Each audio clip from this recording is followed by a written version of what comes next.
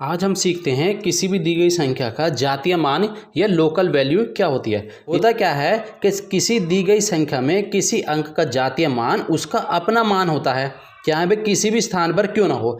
मतलब क्या है, जैसे मान लीजिए अगर वो 3 का जातीय मान मालूम करते हैं तो जातीय मान जो होगा उसका अपना वो 3 ही होगा।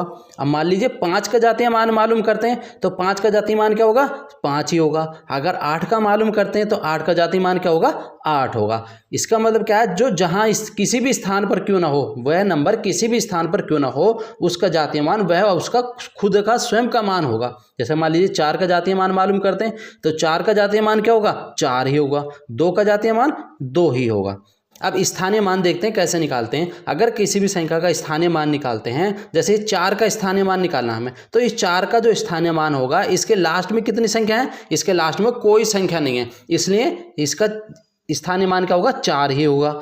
अगर यहाँ से 6 का स्थानीय मान निकालते हैं तो 6 के बाद कितनी संख्या है, 1 और 2, तो इसलिए इसके आगे 2 लगा देंगे। इसका 6 का स्थानीय मान क्या हो गया, 600। अगर यहाँ से इस वाले 7 का स्थानीय मान निकालते हैं तो 7 तो ऐसे आया, इसके बाद कितने नंबर है, 1 2 3 4, इसलिए इसके बाद 4 जीरो लगा दें, 1 2 3 4, ये आंसर हो जाएगा। इस वाले 7 का स्थानीय मान निकालते हैं तो इस वाले 7 के बाद कितने नंबर है, 1 2 3 4 5, तो 5 जीरो लगा देंगे, 1 2 3 4 5, ये आंसर हो जाएगा।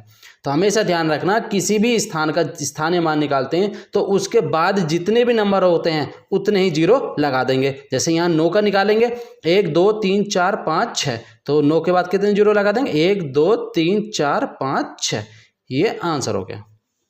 अब यहाँ देखते हैं कि इसमें दिया गया है, एक नंबर दिया गया है, इसमें 7 के स्थानीय मान और जातीय मान में अंतर क्या होगा। तो स्थानीय मान क्या होता है, जैसे ही मान लीजिए 7 का स्थानीय मान क्या होगा, तो हमने बताया था कि आपसे 7 का स्थानीय मान के बाद जितने भी संख्याएं होंगी उतने जीरो लगा देंगे।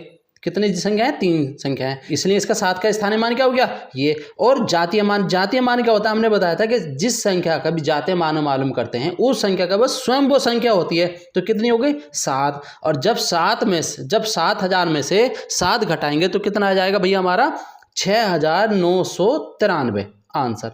अब मैं उम्मीद करता हूं आप इसका आंसर मुझे दे पाएंगे कि इसमें मालूम क्या करा कि 7 का स्थानीय मान और 3 के स्थानीय मान में अंतर क्या होगा।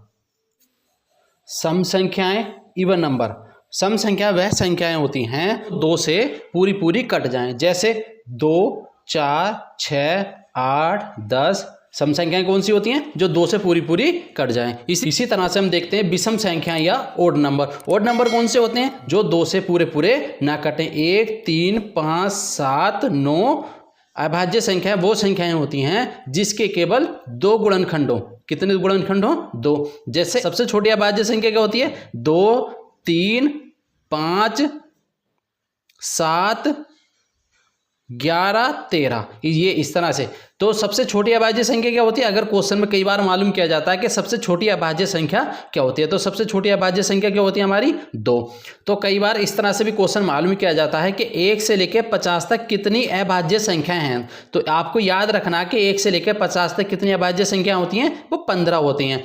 और 1 से लेकर 100 तक कितनी अभाज्य संख्याएं होती हैं, वो 25 होती हैं। ये 2, इसमें अभाज्य संख्या में 3 क्वेश्चन बनते हैं कि सबसे छोटी अभाज्य संख्या क्या होती है, वो 2 होती है। 1 से लेकर 50 तक अभाज्य संख्या कितनी होती है, वो 15 होती हैं।